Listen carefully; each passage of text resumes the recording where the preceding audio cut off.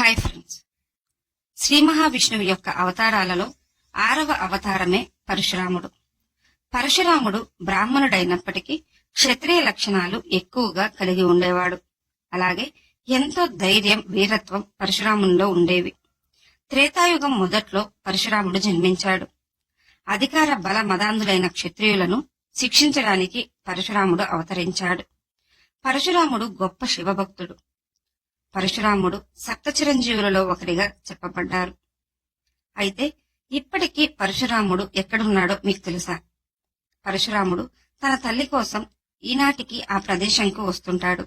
ఆ ప్రదేశం ఎక్కడుంది? పరశురాముడు అసలు ఎక్కడున్నాడు? పరశురామ జయంతికి అక్షయ తృతీయకు సంబంధం ఏమిటి? ఇలాంటి సందేహాలన్నింటికీ సమాధానాలు ఈ వీడియోలో తెలుసుకుందాం. దయచేసి ఈ వీడియోని చివరి వరకు చూడండి. వీడియో చూస్తున్న వారిలో ఎవరైనా శ్రీకృష్ణుని భక్తులు ఉన్నట్లయితే తప్పకుండా జై శ్రీకృష్ణ అని కామెంట్ చేయండి. అలాగే ఈ వీడియోని ప్లీజ్ లైక్ చేసి మన ఛానల్ ని సబ్స్క్రైబ్ చేసుకోండి. మీ ఒక్క లైక్ మాకెంతో సపోర్ట్ నిస్తుంది. గాది కుశవంశానికి చెందిన మహారాజు. రుచీకుడు అనే మహర్షి భృగు వంశానికి చెందినవాడు. ఒకసారి రుచీకుడు గాది వద్దకు వెళ్లి సత్యవతిని ఇచ్చి వివాహం జరిపించమని కోరతాడు. అందుకు సత్యవతి తండ్రి అయిన గాది నున్నటి శరీరం, నల్లని చెవులు గల 1000 గుర్రాలు ఇవ్వమని, అలా ఇచ్చినట్లయితే తన కూతురు సత్యవతిని ఇచ్చి వివాహం జరిపిస్తానని ఆ మహారాజు రుచీకునికి చెప్తాడు. అప్పుడు ఆ మహర్షి వరుణదేవునికై ఘోర తపస్సు చేసి 1000 గుర్రాలు తెచ్చి ఆ మహారాజుకు ఇచ్చి సత్యవతిని వివాహం చేసుకుంటాడు. ఒకరోజు సత్యవతి రుచీకుని దగ్గరకు వచ్చి తన తల్లికి పుత్ర సంతానం ప్రసాదించమని కోరుతుంది.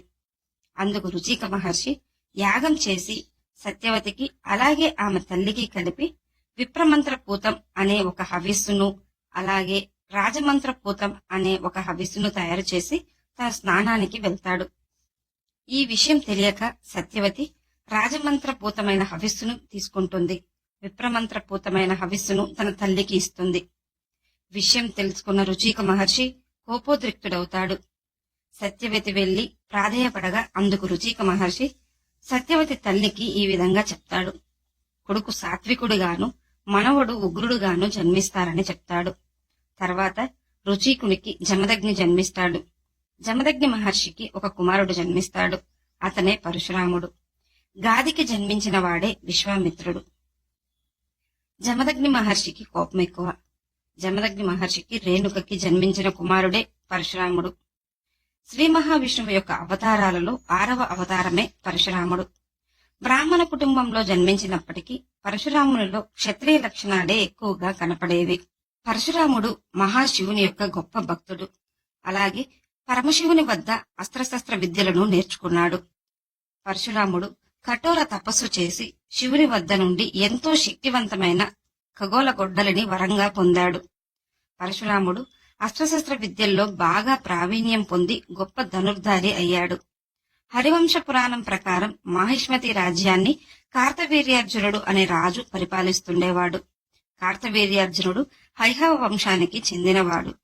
క్షత్రియులతో పాటు సామాన్యులను సైతం ఎన్నో రకాలుగా ఇబ్బందులు పెడుతుండేవాడు. కార్తవీర్యార్జునుడు శాప ప్రభావం కారణంగా చేతులు లేకుండా జన్మించాడు. ఆ తర్వాత దత్తాత్రేయుని కోసం కఠోర తపస్సు చేసి ఆయనను ప్రసన్నం చేసుకుని 1000 చేతులను వరంగా పొందాడు. కార్తవీర్యార్జునుడు ఎంతో పరాక్రమవంతుడు, శక్తివంతుడు. ఒకసారి కార్తవీర్యార్జునుడు తన సైన్యంతో వేటకై అడవికి వెళ్లాడు. చాలా సేపటి తర్వాత బాగా అలసిపోయి ఉన్న కార్తవీర్యార్జునునికి అక్కడ జమదగ్ని ఆశ్రమం కనపడుతుంది. వెంటనే కార్తవీర్యార్జునుడు తన సైన్యంతో ఆశ్రమం వద్దకు వెళ్తాడు. జమదగ్ని మహర్షి రాజుకు అలాగే తన పరివారానికి కావలసిన అన్ని సేవలు, సదుపాయాలు అందిస్తాడు. అలాగే వారికి పంచభక్ష పరమాన్నాలతో సంతృప్తి పరుస్తాడు. ఇదంతా గమనించిన కార్తవీర్యార్జునుడు ఇదెలా సాధ్యమైంది అంటూ జమదగ్ని మహర్షిని అడుగుతాడు. మా దగ్గర కామధేను వంశానికి చెందిన గోవు ఒకటి ఉందని, దానివల్లే ఇదంతా సాధ్యమైందని కార్తవీర్యార్జునునికి జమదగ్ని మహర్షి వివరిస్తాడు. అందుకు కార్తవీర్యార్జునుడు ఆ గోవుని తనకివ్వమంటూ అడుగుతాడు. కాని జమదగ్ని మహర్షి అందుకు నిరాకరిస్తాడు. కార్తవీర్యార్జునుడు వెంటనే తన సైన్యమునకు చెప్పి ఆ గోవును బలవంతంగా తన రాజ్యానికి తీసుకెళ్లిపోతాడు. దాంతో జమదగ్ని మహర్షి ఎంతో కుంగిపోతాడు. ఆ తర్వాత పరశురాముడు ఆశ్రమంకు తిరిగి రాగానే తండ్రి బాధను గమనించి ఏమైందని అడుగుతాడు. అందుకు జమదగ్ని మహర్షి జరిగిన విషయమంతా చెప్పి ఎంతో బాధపడతాడు. వెంటనే పరశురాముడు మాహిష్మతి రాజ్యానికి వెళ్లి కార్తవీర్యార్జునుడి సైన్యంను చంపి తన ఖగోళ గొడ్డలితో కార్తవీర్యార్జునుడి తల అలాగే తన 1000 చేతులను నరికేస్తాడు. తర్వాత పరశురాముడు ఆ గోవును తీసుకుని ఆశ్రమంకు వచ్చి తన తండ్రికి అప్పగిస్తాడు. జమదగ్ని మహర్షి ఆ గోవును చూడగానే ఎంతో సంతోషించి ఆ రాజు నుండి ఎలా ఆ గోవును తీసుకొచ్చావంటూ అడుగుతాడు. అందుకు పరశురాముడు కార్తవీర్యార్జునుడిని అలాగే తన పరివారాన్నంతా చంపి ఆ గోవును తీసుకొచ్చాను అని చెప్తాడు. బ్రాహ్మణ కుటుంబంలో పుట్టి రాజును చంపడమేమిటి అంటూ పరశురాముణ్ణి మందలించి చేసిన పాపం పోవాలంటే పుణ్యతీర్థాలు సందర్శించి పాపంను పోగొట్టుకోమని చెప్తాడు. తండ్రి చెప్పిన ప్రకారం అన్ని పుణ్యక్షేత్రాలను దర్శించుకుని తిరిగి ఆశ్రమంకు చేరుకుంటాడు. ఆ తర్వాత ఒకానొక రోజు జమదగ్ని మహర్షి రేణుకను నీటిని తీసుకురమ్మని పంపిస్తాడు. రేణుక నీటి కోసం చెరువు వద్దకు వెళ్తుంది. కాని అదే సమయంలో ఆ చెరువులో గంధర్వులు ఆటలాడుతుండటం గమనించి మైమరిచిపోయి అక్కడే నిలబడి చూస్తుంటుంది. అందువల్ల రేణుక ఆశ్రమంకు ఆలస్యంగా నీటిని తీసుకొస్తుంది. కోపోద్రిక్తుడైన జమదగ్ని మహర్షి ఎందుకింత ఆలస్యమైందంటూ రేణుకను ప్రశ్నిస్తాడు.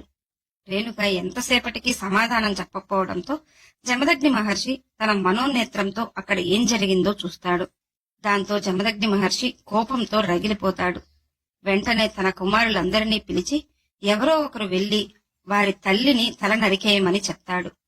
కాని జమదగ్ని మహర్షి కుమారులెవ్వరూ ఆ పని చేయడానికి ముందుకు రారు. పరశురాముడు ముందుకు వచ్చి తండ్రి మాటపై తల్లి తల నరికేస్తాడు. వెంటనే జమదగ్ని మహర్షి మిగిలిన కుమారులను రాళ్లలా మారమంటూ చెప్పిస్తాడు. పరశురాముడు మాత్రం తన మాట మీద గౌరవంతో చెప్పిన పని చేశాడని ఎంతో సంతోషించిన జమదగ్ని మహర్షి పరశురాముణ్ణి ఏదైనా వరం కోరుకోమని చెప్తాడు. అందుకు పరశురాముడు తన తల్లిని అలాగే తన సోదరులను శాప విముక్తుల్ని చేసి తిరిగి యథాస్థితికి తీసుకురమ్మని చెప్తాడు. పరశురాముని కోరిక మేరకు జమదగ్ని మహర్షి వారిని శాప విముక్తులను చేస్తాడు. చాలా కాలం తర్వాత పరశురాముడు లేని సమయం చూసి కార్తవీర్యార్జునుని కుమారులు వచ్చి జమదగ్ని మహర్షి తల నరికేసి మాహిష్మతి రాజ్యానికి తీసుకెళ్తారు. పరశురాముడు విషయం తెలుసుకుని వెంటనే మాహిష్మతి రాజ్యానికి వెళ్లి కార్తవీర్యార్జునుని కుమారుణ్ణి చంపి తన తండ్రి తలను తీసుకొచ్చి మొండానికి అతికించి బ్రతికించుకుంటాడు. క్షత్రియులపై ఆగ్రహంతో 21 సార్లు దండెత్తి అధర్మపరులైన క్షత్రియులందరినీ తన ఖగోళ గొడ్డలితో సంహరిస్తాడు.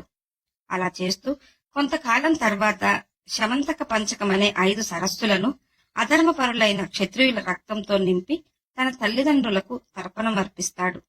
అంతటి గొప్ప పరాక్రమవంతుడు పరశురాముడు. ఆ తర్వాత తపస్సుకై అడవులకు వెళ్లిపోతాడు. దుష్టత్వం ఎక్కువగా ప్రబలించినప్పుడు పరశురాముడు ఆ దుష్టత్వాన్ని మొత్తం పోగొట్టి దుర్మార్గులను శిక్షించడానికి తన ఖగోళ గొడ్డలిని ఉపయోగిస్తుంటాడు. పరశురాముడు సప్త చిరంజీవులలో ఒకరిగా చెప్పబడ్డాడు.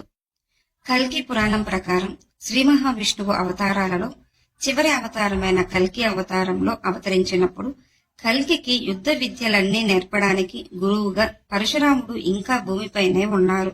పరశురాముడు అమరజీవి కాబట్టి భక్తులెవరూ పూజించరు కానీ ఎక్కువగా ఆరాధిస్తారు. ఉడిపి సమీపంలో పరశురాముని యొక్క పవిత్ర ఆలయం ఉంది. హిమాచల్ ప్రదేశ్ లో సిర్మౌర్ జిల్లాలో రేణుకా సరస్సు వద్దకు తన తల్లి కోసమే పరశురాముడు అక్కడికి వస్తూ ఉంటాడు. శ్రీ మహావిష్ణువు యొక్క 6వ అవతారమైన పరశురాముని జన్మదినాన్ని అక్షయ తృతీయగా జరుపుకుంటారు. ఇది వైశాఖ మాస శుక్లపక్షం తృతీయ సమయంలో జరుపుకుంటారు. పరశురాముడు తృతీయ కాలం ఎక్కువగా ఉండే రోజున జన్మించినందున అక్షయ తృతీయగా పరశురాముని జయంతిని జరుపుకుంటారు. అక్షయ తృతీయ రోజున పూజ చేసుకుంటే సాధారణ రోజుల కంటే 1000 రెట్లు ఎక్కువ ఫలితాన్ని పొందవచ్చు. త్రేతాయుగం మొదట్లో జన్మించినప్పటికీ ఆ తర్వాత త్రేతాయుగం చివరిలోనూ ద్వాపర యుగంలోనూ పరశురాముడు మనకు కనిపిస్తూనే ఉంటాడు. అలాగే కలియుగంలో మహేంద్రగిరి పర్వతంపై పరశురాముడు నివసిస్తున్నట్లు చెప్తుంటారు. ఈ వీడియో మీకు నచ్చినట్లయితే లైక్ చేయండి, షేర్ చేయండి, అలాగే సబ్స్క్రైబ్ చేసుకుని పక్కనే ఉన్న బెల్ ఐకాన్ ని ఆన్ లో ఉంచుకోండి. Thanks for watching.